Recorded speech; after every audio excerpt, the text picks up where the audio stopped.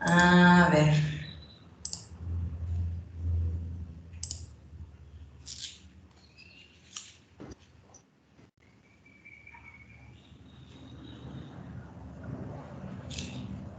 Bien.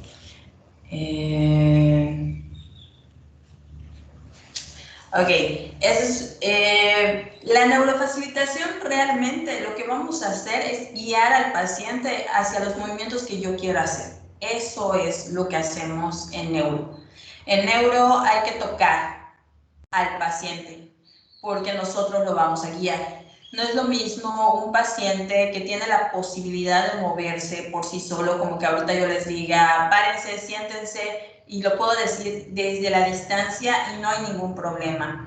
Al paciente neurológico, sobre todo en la etapa aguda, hay que tocarlo mucho para poder guiar el movimiento que yo quiero lograr en este paciente, ¿va? Entonces, empezando con las técnicas.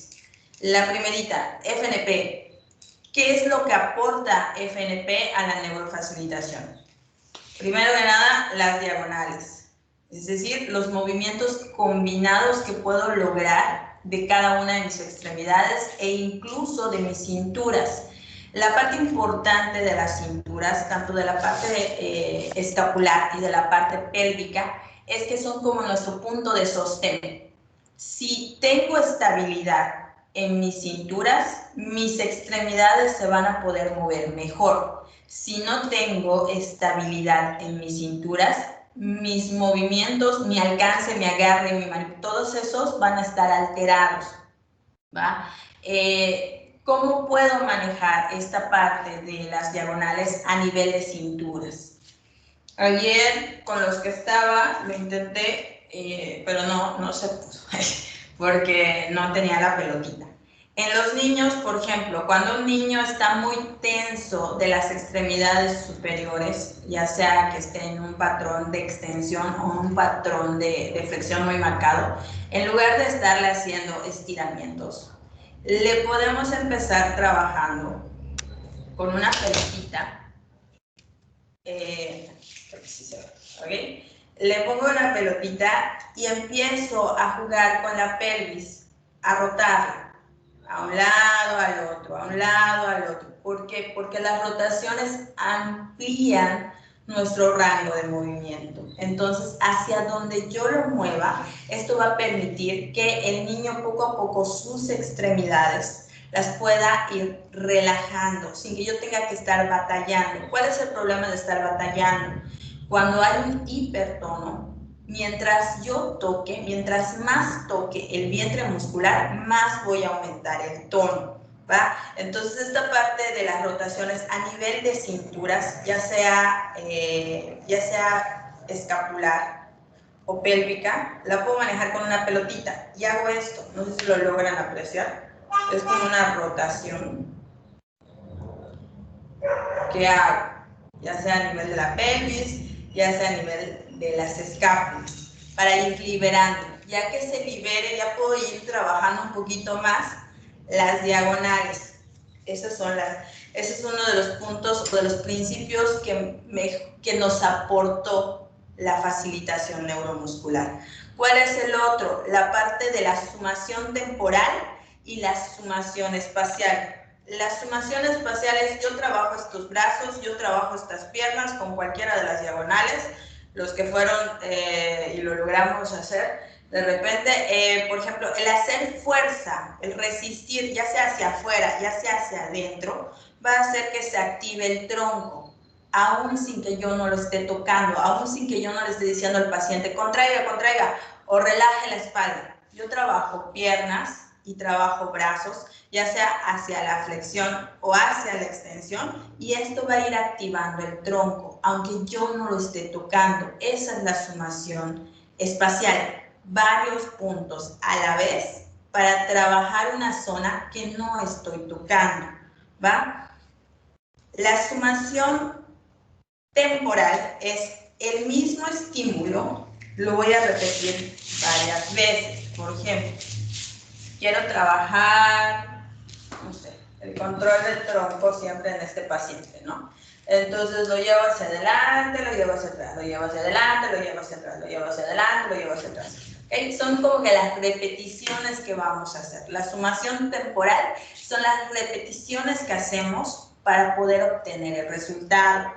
La idea de FNP es estar evaluando constantemente al paciente y ver después de cada repetición si hubo o no mejoría, para saber si lo sigo tocando de esa forma o cambio mis agarres.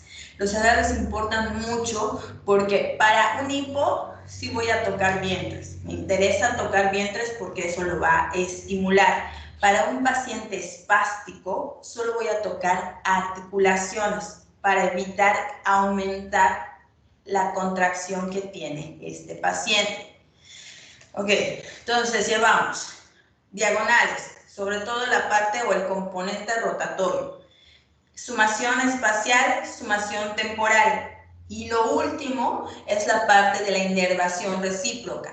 Si yo hago que un vientre se contraiga, automáticamente el antagonista se relaja. Si yo hago que mi tríceps se contraiga, mi bíceps se relaja, porque el cuerpo así funciona. Cada una de las formas en las que están distribuidos nuestros músculos hacen que mientras unos se tensen, otros se elonguen. Y si estos están elongados, me da a entender que el contrario va a estar más contraído.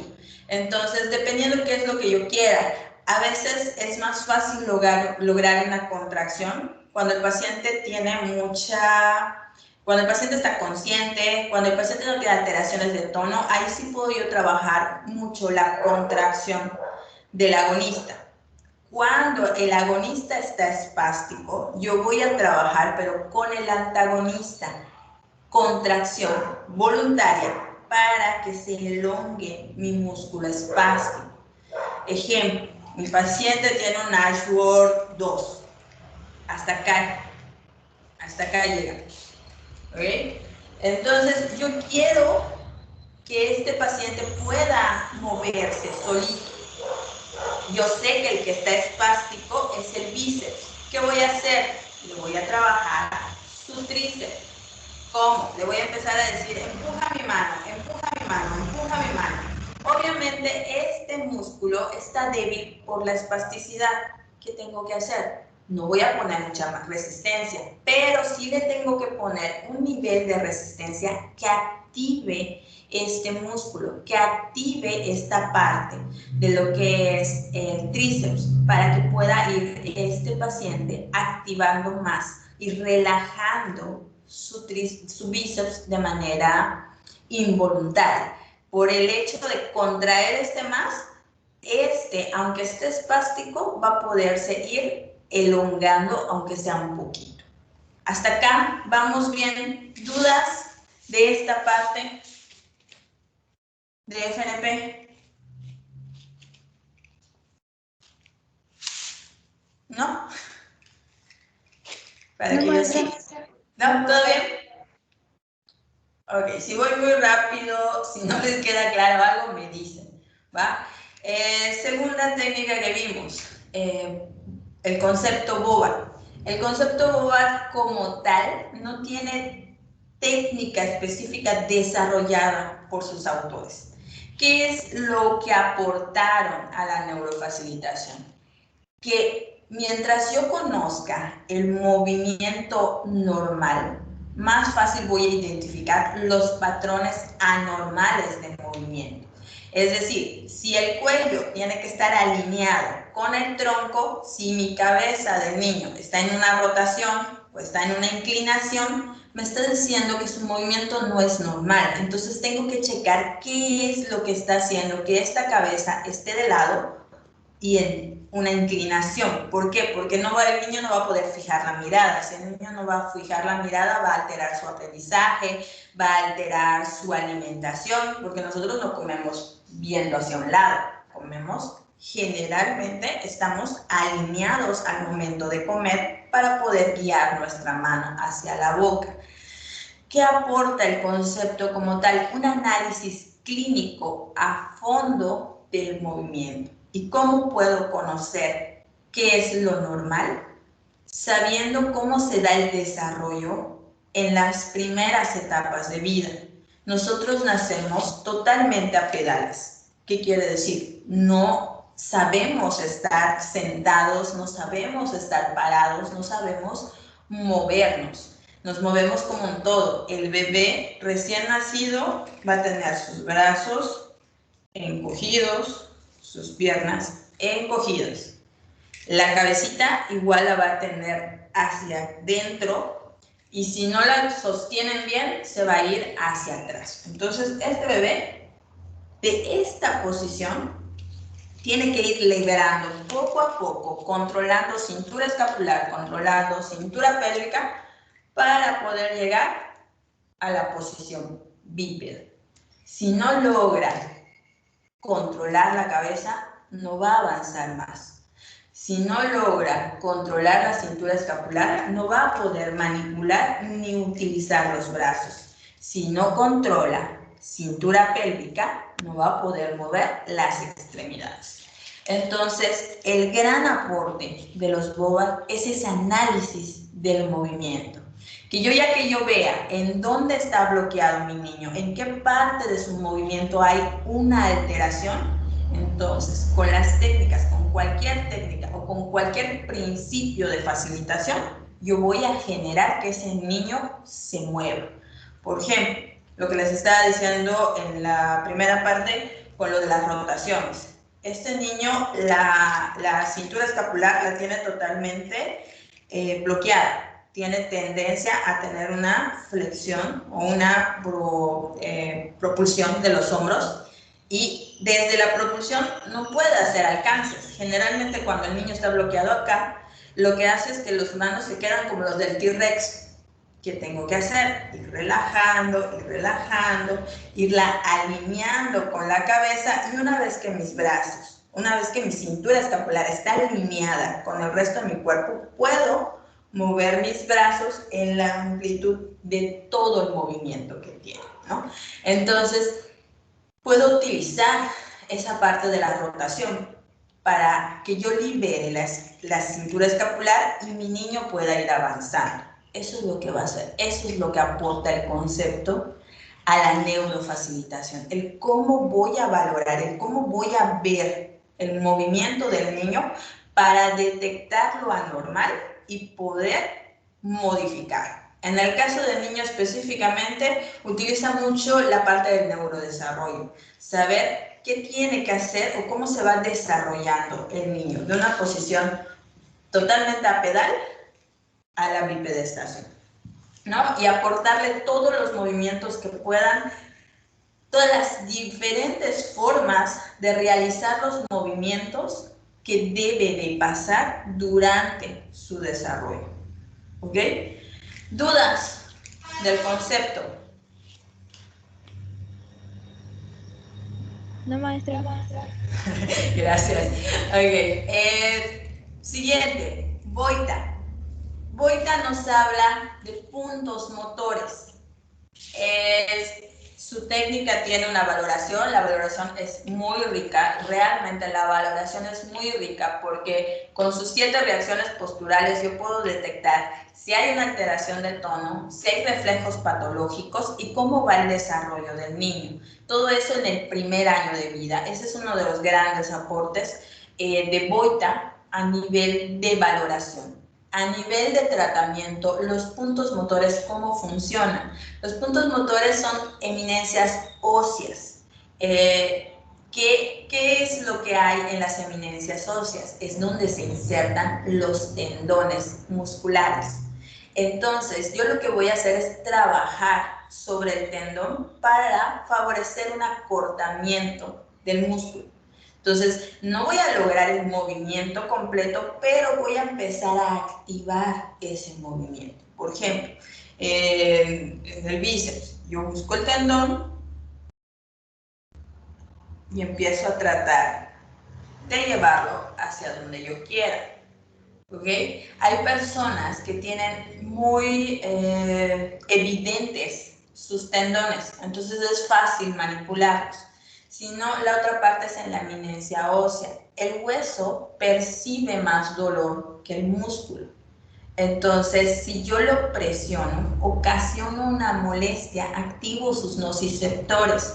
Por eso se criticaba mucho a la técnica, pero realmente no buscas provocar dolor, buscas provocar incomodidad que active una respuesta. Obviamente en adultos ya es más difícil de manejar.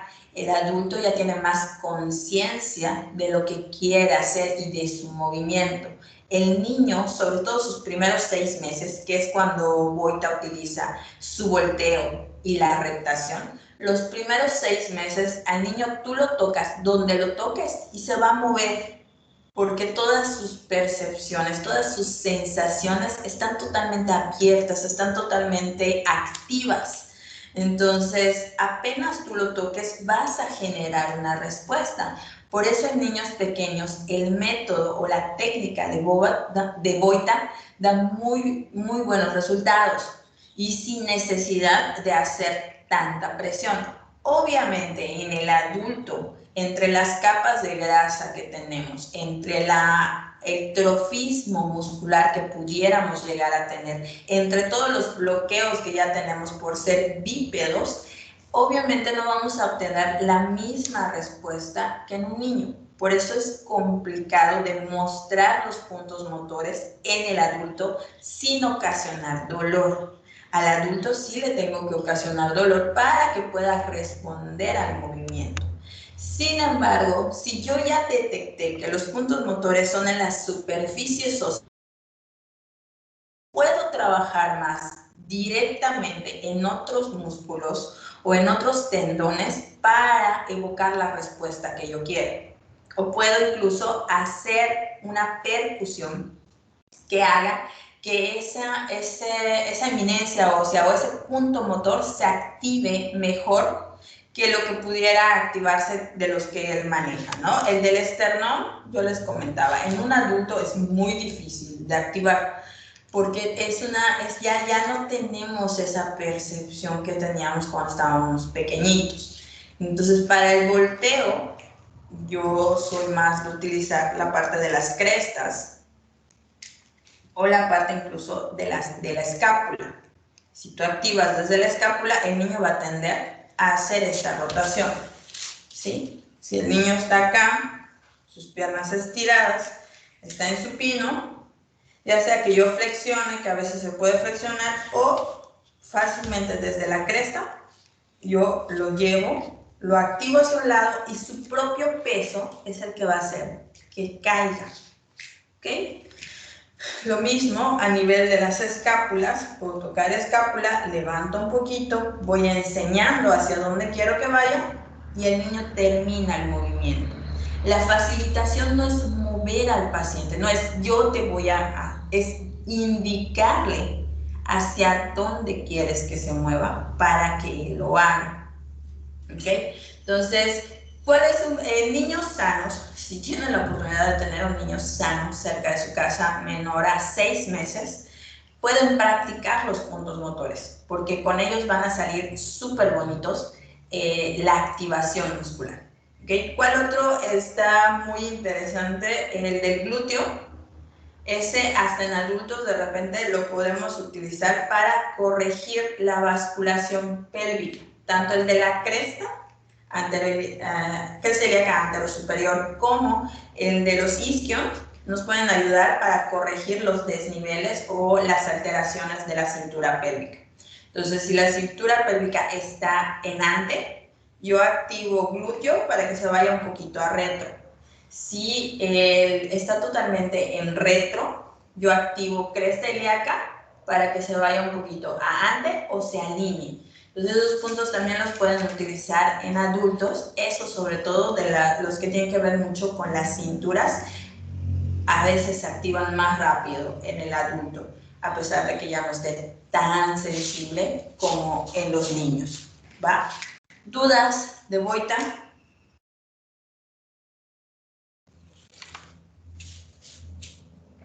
Maestra, ¿cómo trabajas en adultos?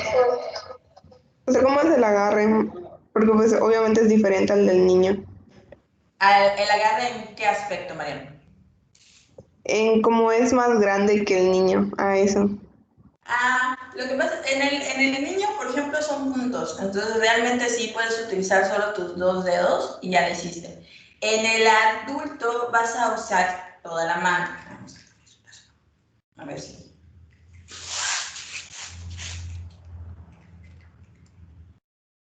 Generalmente este espacio, es el que te va a dar control en el adulto. Entonces, a nivel de la cresta, yo lo pongo acá de frente, y de aquí vas a partir. Si quieres corregir una retroversión, tú lo que vas a activar es la cresta, para que se vaya hacia adelante. Espérame. Sí. Si está él hacia acá, que es una ante, yo activo glúteo, que sería el punto justo en el isquio, para que él se vaya, ya sea que se alinee o se vaya un poquito más hacia atrás. Si está en retro, que sería más o menos esto, yo activo en cresta para que vaya hacia adelante. ¿Sí lo lograste percibir, Marian, o no? Sí, maestra. ¿Sí? Ok, bueno, igual, no sé si se ve. Por ejemplo, la mano acá, si estoy en retro, activo aquí. Si estoy en ante, perdón, si estoy en ante, activo aquí. Si estoy en retro, activo aquí. No sé si quedó un poquito mejor, Mariam. Sí, profa. Sí, a ver. ¿Dudas de Boita? Siguiente. Brunstrom. ¿Estoy bien?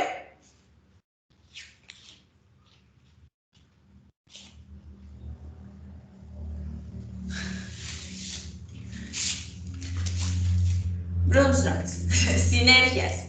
La sinergia es un movimiento combinado de la extremidad.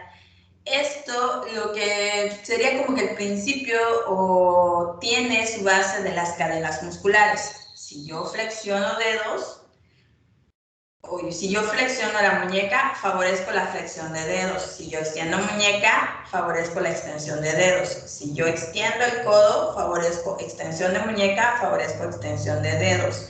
Si yo flexiono brazo, favorezco flexión de muñeca y flexión de dedos. Es decir, que si yo quiero potenciar mi extremidad más distal, la puedo trabajar desde la parte proximal. Si yo le digo a mi paciente, sobre todo con EBC, que empieza a hacer la flexión del hombro, yo le puedo incluso ayudar con el peso y le puedo cerrar desde aquí la mano para que vaya a la flexión de codo, y al hacer la flexión del hombro ya tengo una triple flexión, o sea, va a ser toda completa, y esto va a mejorar el movimiento. Que yo le diga al paciente que con el brazo totalmente extendido vaya a la flexión de hombro. O sea, si yo solo quiero trabajar flexión de hombro, la voy a notar más acortada que si yo la trabajo desde la muñeca, el codo completo. Esto va a hacer que mi paciente tenga un movimiento mayor. Aparte, al reducir la palanca, hago que sea menor el peso para mi paciente. Entonces, le permito que pueda controlar un poquito mejor el movimiento. Esa es la gran aportación de Brunstrom. ¿Cuál es la otra aportación de Brunstrom? La parte que tiene de sus etapas. ¿Qué yo espero ver cuando el paciente acaba de tener un evento o cuando el niño se está recuperando de una hemiparesia? Bueno, en el niño es muy poco común, es más común en el adulto. En el adulto, cuando yo veo que el EBC acaba de instaurarse, el reseteo que va a tener del cerebro va a hacer que mi cuerpo esté como un trapo, ¿no? Y poco a poco va a ir aumentando el tono. El chiste es establecer la sinergia antes de que aumente demasiado el tono. porque así yo le doy control al movimiento que quiero que este paciente desarrolle. Entonces yo le voy a enseñar el movimiento que yo quiero que él tenga, porque ese movimiento es más funcional. La flexión es mucho más funcional para la alimentación que la extensión. Y la extensión, otro problema de la extensión en el EBC es que me va a favorecer una luxación del hombro por el peso de la extremidad. En cambio, si el paciente aprende a tener el brazo acá, empieza a activar sus sinergias para tenerlo en flexión, va a permitir que el peso no sea tanto y no luxe la articulación. Entonces, Brunstrom para un paciente con hemiplegia nos da muchísima luz de cómo ir modificando su movimiento o de cómo hacer que su movimiento sea más funcional para el paciente. ¿Okay? En la etapa 3, en la etapa 4, que ya hay cierto nivel de espasticidad en el paciente, ahí ya le puedo meter incluso las técnicas de FNP, incluso puedo manejar los puntos motores de Boita para que el movimiento ya vaya siendo más consciente, vaya siendo más funcional, pero de manera voluntaria, ya no tan refleja, que al final de cuentas la sinergia al principio del paciente va a ser más refleja que voluntaria. ¿Dudas de Brunstrom?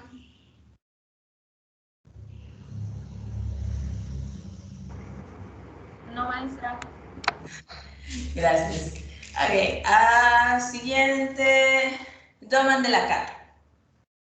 Doman de Lacato, lo que nos tiene así muy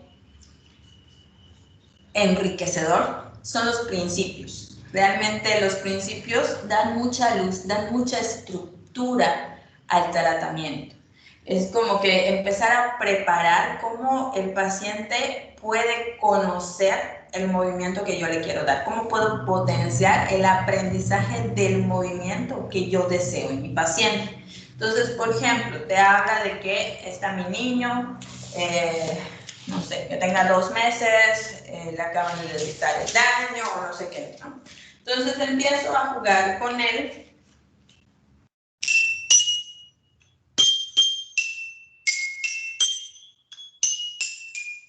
Empiezo a ver cómo reacciona a estímulos auditivos.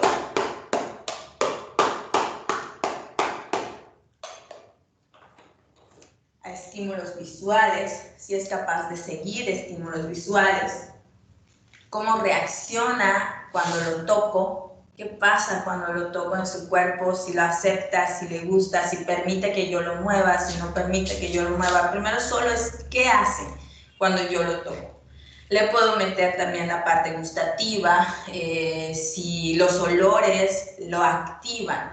Todo su primer principio es solo ver cómo está el canal sensorial, que es el que me va a ayudar ya después a meter los programas. Okay. Primero solo veo cómo responde a estímulos, primer principio. Segundo principio, ya que vi cómo reacciona, entonces veo, por ejemplo, lo pongo en prono, empiezo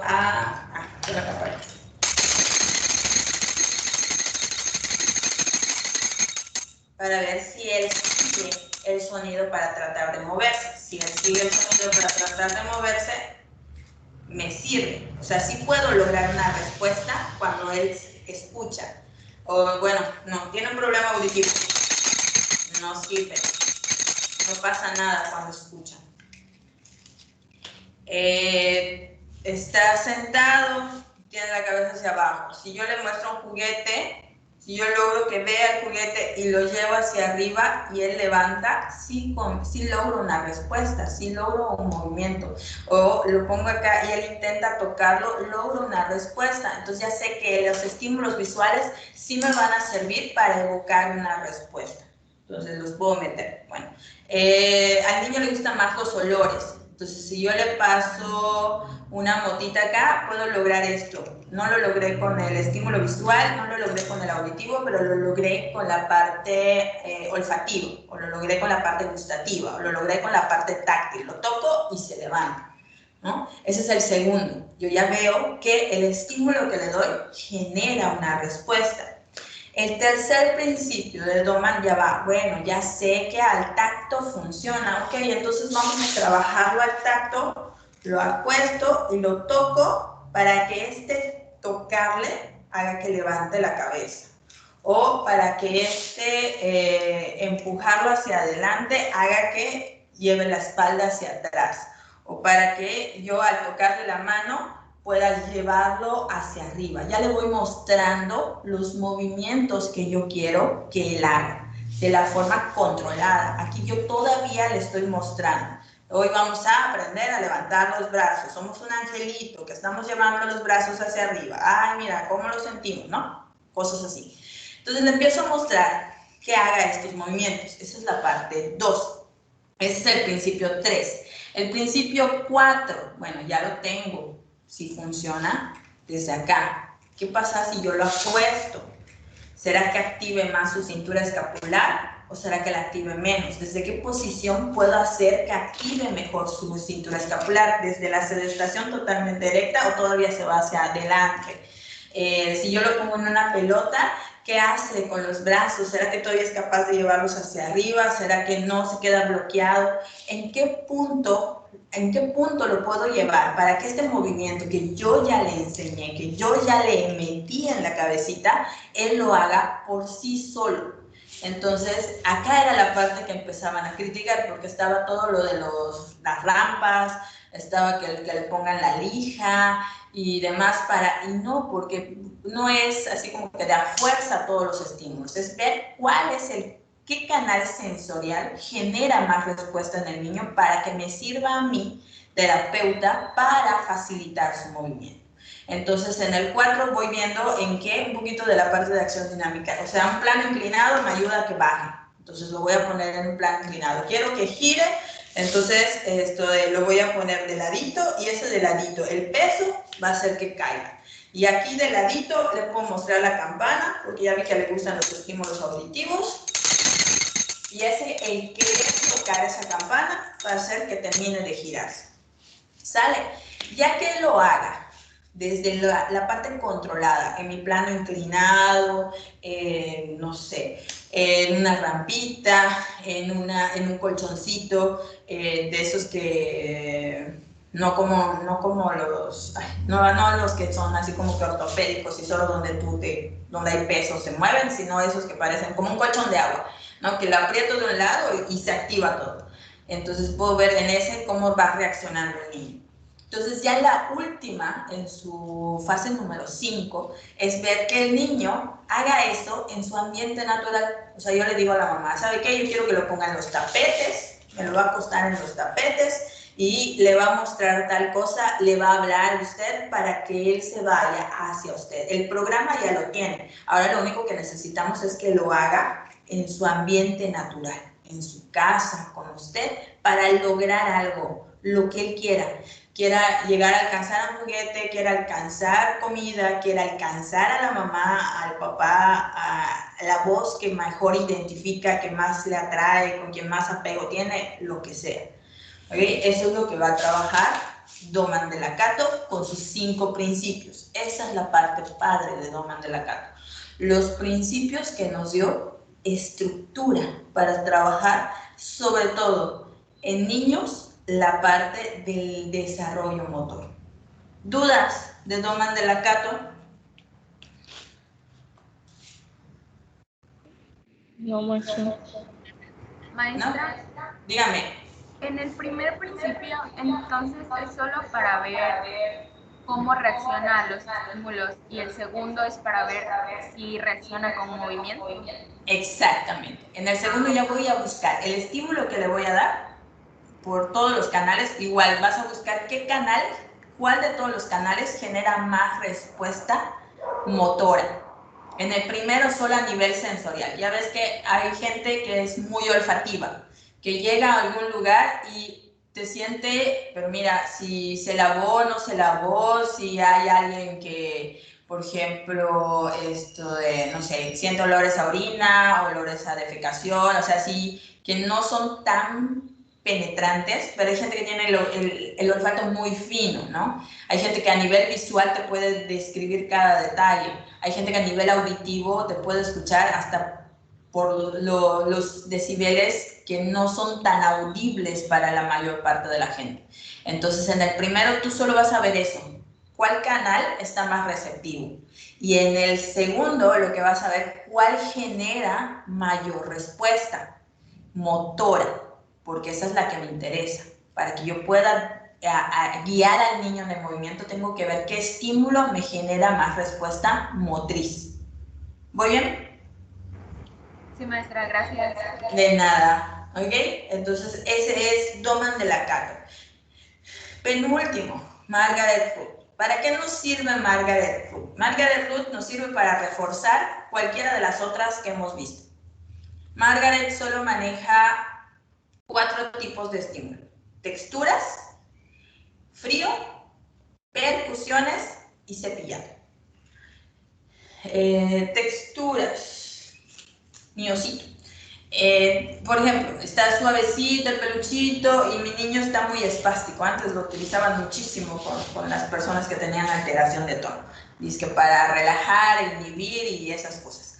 Pero pues el tono directamente no le podemos hacer nada. Pero bueno, le trabajaban y era así como que, ay, lo voy a llevar hacia atrás, lo voy a llevar hacia atrás. Y con eso el niño mágicamente pues, va a estirar el brazo, ¿no? Pero apenas oiga la campanita, se va a volver a tensar. Entonces, de nada me sirvió mi media hora trabajando allá. ¿Qué sí me podría servir? Trabajar mi tríceps. ¿Cómo trabajo mi tríceps? Mi tríceps pues va a estar flácido o va a estar débil. Entonces, prefiero trabajar las percusiones, que eso va a ir haciendo que se active el tríceps. Si se activa el tríceps, por principio de inervación recíproca, se va a relajar el bíceps, aunque sea un poquito, pero se va a relajar por sí solo. Entonces, si yo hago que este músculo esté más fuerte, me va a permitir que este no aumente su espasticidad. No que la quite, simplemente que no la aumente. Entonces, puedo trabajar las percusiones, puedo trabajar el cepillado, puedo trabajar el hielo. Lo que les comentaba ayer, el frío a todos, hasta la persona que tiene problemas sensoriales me refiero a, por ejemplo, a veces nosotros inhibimos, como adultos empezamos a inhibir nuestras sensaciones. Hay gente que no está muy en contacto con sus sensaciones a nivel de sensibilidad, ¿no? Entonces, el frío, quieras o no, te va a activar. Por el tipo de sensación que tiene el frío activa tus receptores sensoriales. Entonces podemos utilizar el frío para empezar a preparar el cuerpo al que vamos a facilitar. En adultos es un poquito más difícil facilitar, porque el adulto ya tiene muchos esquemas del movimiento y ya tiene muchos esquemas de las sensaciones.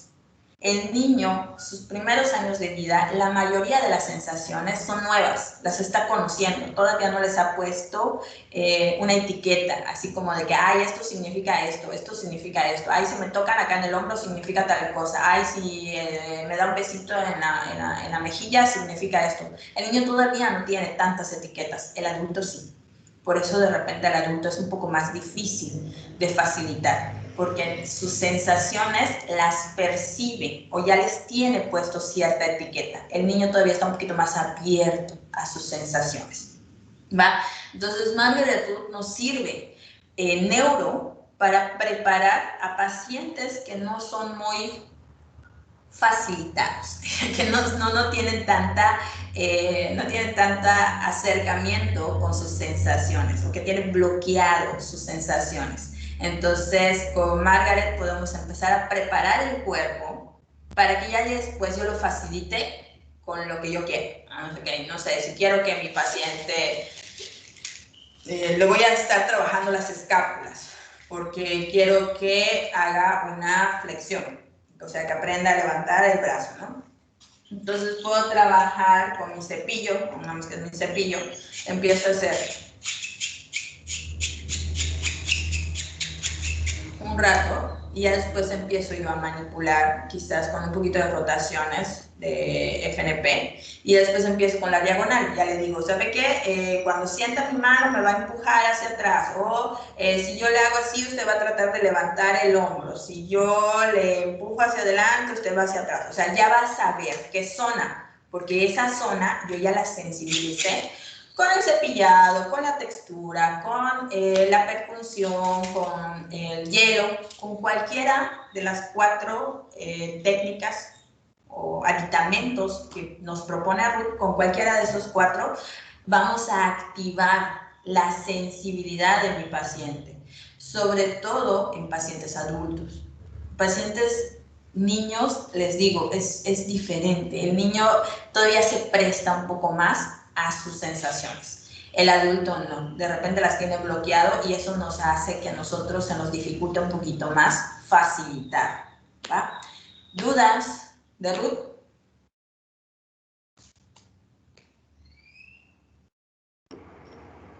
No, maestra. Gracias. Ok, y lo último, Perfetti. Perfetti lo que tiene a su favor o lo que le provee a la neurofacilitación, ok, ya lo facilitaste, ya hiciste que se mueva, ya le enseñaste un movimiento, ok, ajá, ¿y qué va a hacer con eso? ¿Para qué le va a servir? Entonces, Perfetti le apuesta a que todo aprendizaje tiene que tener una réplica. Para que yo pueda decir que de verdad mi paciente aprendió, tiene que ser capaz de realizar lo que realiza conmigo en sus actividades de la vida diaria. Es similar el proceso al que tiene Doman, similar al proceso que hace Doman, sin embargo acortado. Perfetti nos habla de 3 etapas. La primera es la sensorial, ir buscando qué tipo de estímulo le genera una mejor respuesta. Yo ya que tenga la respuesta, le meto el programa motor, lo que yo quiera que haga mi paciente, para que al final yo le ponga una tarea. No sé, yo le trabajé esto de alcances, ¿no? El que pueda estirar el brazo hacia algún lugar. Ya que yo se lo trabajé, la última fase de Perfetti, ¿sí? Va a ser que, por ejemplo, vea el patito y trata de tocar el pato. Llega hasta donde está el pato, llega hasta donde está, y ¡ay, muy bien, bravo, lo lograste, tienes una estrellita! Ok, con la otra mano, trata de tocar el pato, y en la última fase yo veo que este paciente ya haga la actividad por él, sin que yo lo tenga que tocar, sin que yo le tenga que hacer algo, sin que yo lo tenga que facilitar. Solo me va a mostrar que él es capaz. ¿Y por qué necesito hacerlo? ¿Por qué necesito que vea al paciente que es capaz de hacerlo sin que yo lo toque para que lo pueda hacer en su casa? Ustedes no se van a ir con el paciente neurológico, ustedes sí, con el paciente normal, o con el paciente ortopédico, con el paciente deportivo, o sea, con el paciente de las otras áreas, les dejas ejercicios y no lo hacen. Algo así le pasa al neuro. Al neuro, si yo lo muevo, ¡ay, qué bonito! Mi sesión de 1 hora, ya lo trabajé, puro movimiento, ¡ay, sí! Logré que llegue bípedo. Se va en su silla de ruedas, llega a su casa, a su cama y no se mueve más.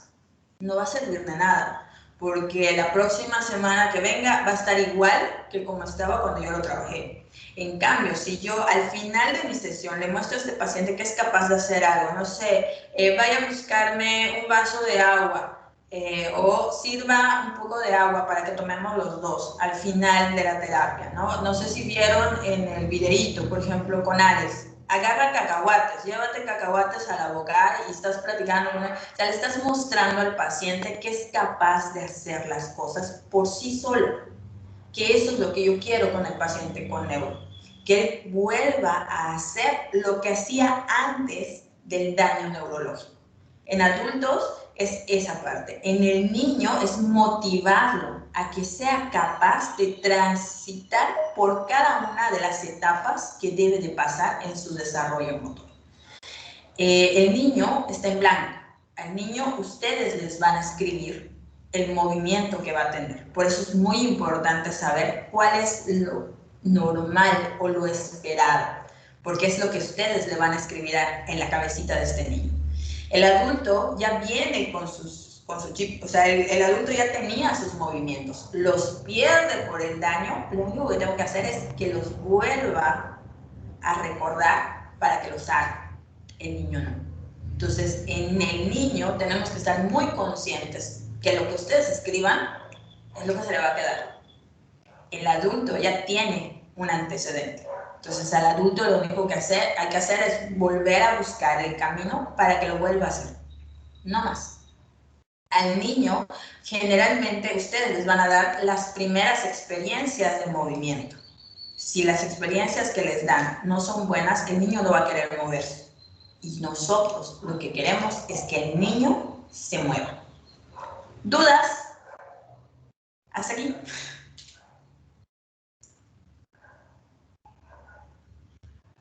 No, maestra. No, Bien. ¿todo bien? Claro, fuerte y claro. Maestra, Dígame. a mí me quedó duda de la segunda etapa del perfil. Ok, dime. O sea,